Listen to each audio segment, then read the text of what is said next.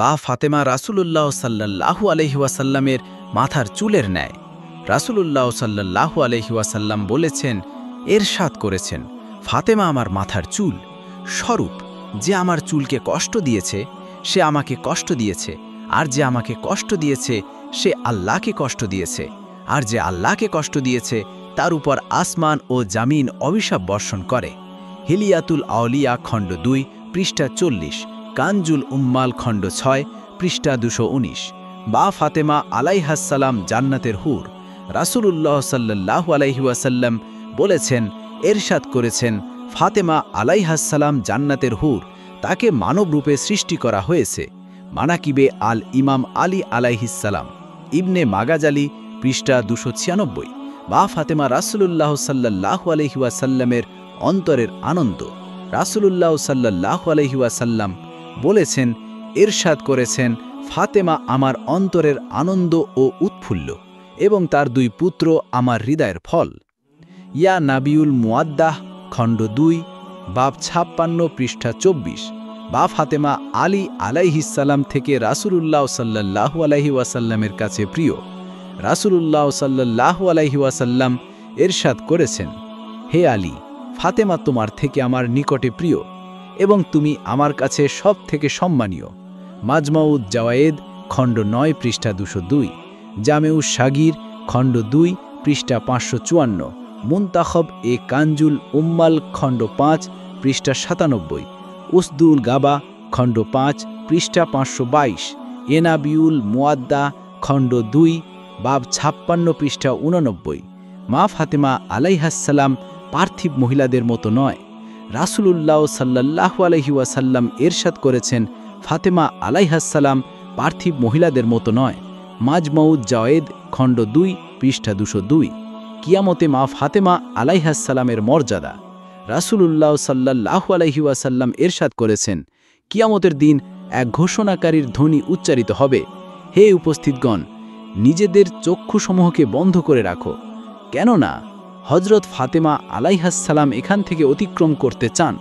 কানজুল উম্মাল খণ্ড 13 পৃষ্ঠা 91 ও 93, তাজকেরাতুল খাওয়াস পৃষ্ঠা 279, জাখায়েরুল উলকা পৃষ্ঠা 48, মানাকিরুল ইমাম আলী লেবনিল মাগাজালি পৃষ্ঠা 356, নুরুল আবসার পৃষ্ঠা 51 ও 52।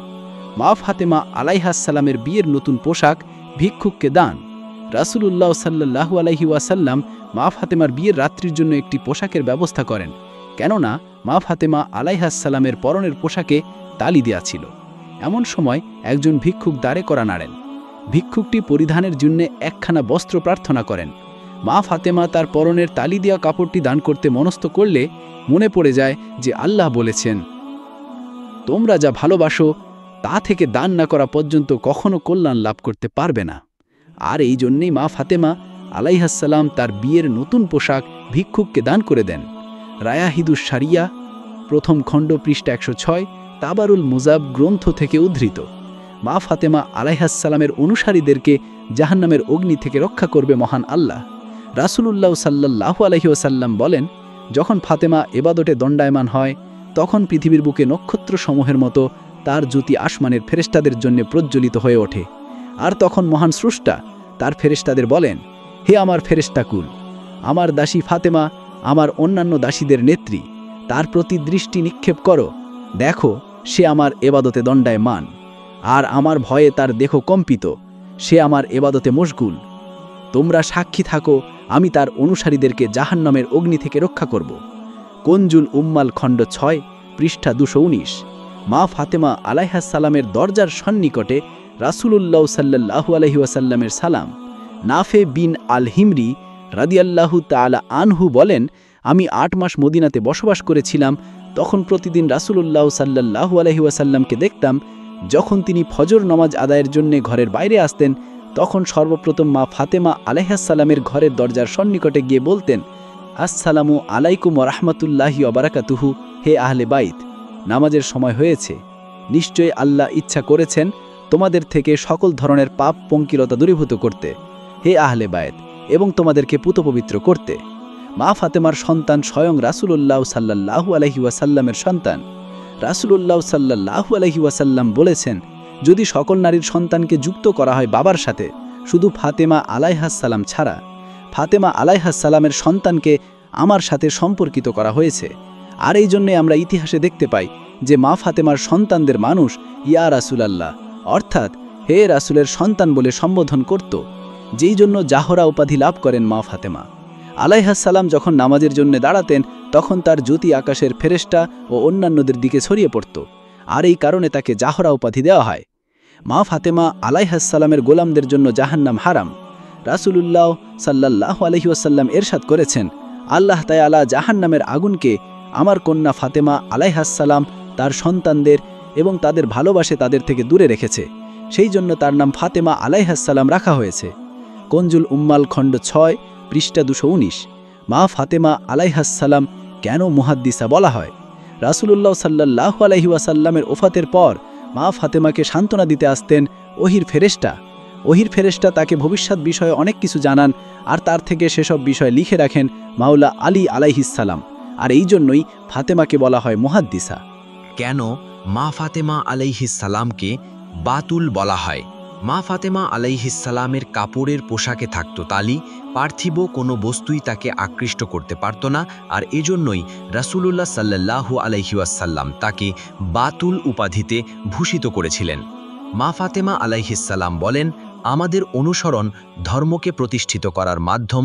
মা ফাতেমা আলাইহিসসালামকে পিতার উম্মতের উদ্দেশ্যে বলেছেন, আল্লাহর প্রতি ঈমানকে তোমাদের জন্য শিরক হতে পবিত্র হওয়ার এবং নামাজকে অহংকার থেকে পবিত্র হওয়ার এবং আমাদের আনুগত্যকে করেছেন ধর্মকে প্রতিষ্ঠিত করার মাধ্যম। রাসূলুল্লাহ সাল্লাল্লাহু আলাইহি ওয়াসাল্লামের ইন্তেকালে মা ফাতেমা আলাইহিসসালামের বিচ্ছেদ। রাসূলুল্লাহ সাল্লাল্লাহু আলাইহি ওয়াসাল্লাম ইন্তেকালের পর বিভিন্ন রকম দুঃখ কষ্ট মা ফাতেমা আলাইহিসসালামের অন্তরে প্রচণ্ড চাপ সৃষ্টি করেছিল এবং বিভিন্ন ঘটনা প্রবাহ তার জীবনটাকে তিক্ত ও অসহ্য করে তুলেছিল। তিনি তার সম্মানিত পিতাকে অত্যন্ত ভালোবাসতেন এবং কখনো তার বিচ্ছেদকে সহ্য করতে পারতেন না। একদিকে তার জন্যে পিতার বিয়োগ ব্যথা অত্যন্ত বেদনাদায়ক ছিল, অপরদিকে আমিরুল মুমিনিন মাওলা আলী আলাইহিসসালামের খেলাফতের বিরুদ্ধে চক্রান্তকারীদের আচরণ মা ফাতিমা আলাইহিসসালামের রূহ ও দেহে সাংঘাতিক ক্ষতের সৃষ্টি করে। মা ফাতিমা আলাইহিসসালাম পিতার ইন্তেকালের পর সর্বদা ক্রন্দনরত ও শোকার্ত ছিলেন। তিনি কখনো তার পিতার কবর জিয়ারতে গিয়ে অনেক কাঁদতেন, আবার কখনো শহীদদের কবরের পার্শ্বে গিয়ে আহাজারি করতেন, আর নিজ গৃহে কান্না ও শোক পালন ব্যতীত অন্য কিছুই করতেন না। তার ক্রন্দন ও রোনাজারির ব্যাপারে মদিনাবাসীরা প্রতিবাদ করলে আমিরুল মুমিনিন আলী আলাইহিসসালাম তার জন্যে জান্নাতুল বাকি কবরস্থানের এক প্রান্তে একটি ছোট্ট ঘর তৈরি করে দেন, যা পরবর্তীতে বাইতুল আহজান বা শোকের ঘর নামে আখ্যায়িত হয়েছে। মা ফাতিমা আলাইহিসসালাম প্রতিদিন সকালে ইমাম হাসান ও ইমাম হুসেন আলাইহিসসালামকে সাথে নিয়ে সেখানে চলে যেতেন, আর রাত পর্যন্ত কবরগুলোর পাশে কান্নাকাটি করতেন। রাত্রি হলেই আমিরুল মুমিনিন মাওলা আলী আলাইহিসসালাম তাকে কবরস্থান থেকে বাড়িতে নিয়ে আসতেন। রাসূলুল্লাহ সাল্লাল্লাহু আলাইহি ওয়াসাল্লামের বিচ্ছেদে মা ফাতেমা আলাইহিসসালামের ব্যথা বেদনা ও দুঃখ কষ্ট এত মাত্রায় বৃদ্ধি পায় যে রাসূলুল্লাহ সাল্লাল্লাহু আলাইহি ওয়াসাল্লামের যে কোনো স্মৃতি তাকে কান্নায় জর্জরিত ও অস্থির করে তুলত।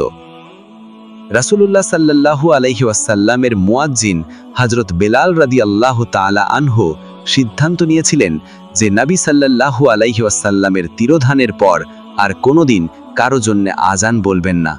একদিন ফাতেমা আলাইহিসসালাম বললেন, আমার পিতার মুয়াজ্জিনের কণ্ঠে আজান শুনতে মন চায়। এ সংবাদ হযরত বেলালের কর্ণগোচর হলে তিনি তড়িৎ গতিতে এসে মা ফাতেমা আলাইহিসসালামের সামনে আজান দিতে দাঁড়িয়ে যান। যখন হযরত বেলালের কণ্ঠে আল্লাহু আকবারের ধ্বনি উচ্চারিত হলো, তখন মা ফাতেমা আলাইহিসসালামের চোখে আর কান্না ধরে রাখতে পারলেন না। আর যখন হযরত বেলালের আজান আশহাদু আন্না মুহাম্মাদার রাসূলুল্লাহ তে পৌঁছায়, তখন মা ফাতেমা আলাইহিসসালাম উচ্চস্বরে চিৎকার করে অজ্ঞান হয়ে পড়েন। উপস্থিত লোকজন হযরত বেলাল রাদিয়াল্লাহু তাআলা আনহুকে বললেন, থামুন, রাসূল সাল্লাল্লাহু আলাইহি ওয়াসাল্লামের কন্যা মারা যাচ্ছেন। তারা মনে করেছিলেন যে মা ফাতেমা আলাইহিসসালাম ইহলোক ত্যাগ করেছেন। হযরত বেলাল রাদিয়াল্লাহু তাআলা আনহু আজান অসম্পূর্ণ রেখে ক্ষান্ত হলেন। যখন মা ফাতেমা আলাইহিস সালামের চৈতন্য ফিরে আসলো, তখন হযরত বেলাল রাদিয়াল্লাহু তাআলা আনহুকে আজান সম্পূর্ণ করার জন্য বললেন। কিন্তু হযরত বেলাল তার খিদমতে আরজ করলেন, হে নারীদের নেত্রী, আমার আজানের ধ্বনি শ্রবণের ফলে আপনার প্রাণ নাশের আশঙ্কা করছি। মা ফাতেমা আলাইহিস সালাম পিতার উম্মতের জন্য দোয়া। ইমাম হাসান আলাইহিস সালাম বলেন, এক বৃহস্পতিবার দিবারাত্রে আমার মা ফাতেমা আলাইহিস সালাম ইবাদতে দণ্ডায়মান দেখতে পেলাম। তিনি শুভে সাদিক পর্যন্ত নামাজ ও প্রার্থনারত ছিলেন। আমি শুনতে পেলাম যে তিনি মুমিনদের জন্য তাদের নাম ধরে দোয়া করতেছেন, কিন্তু নিজের জন্য বা আমাদের জন্য কোনো দোয়াই করলেন না। আমি আমার আম্মা ফাতেমা আলাইহিস সালামকে জিজ্ঞাসা করলেন, মা, আপনি যেভাবে অন্যের জন্য দোয়া করলেন সেভাবে নিজের জন্য কেন দোয়া করলেন না? উত্তরে তিনি বললেন, হে বৎস, প্রথমে প্রতিবেশীর জন্য, তারপর নিজেদের জন্য, আর আমরা হলাম আহলে বায়েত বা পবিত্র। এবং আরো বললেন, আমরা আহলে বায়েত যারা আছি প্রত্যেকেই আমরা তোমার নানার উম্মতের জন্য শাহাদাত গ্রহণ করতে হবে।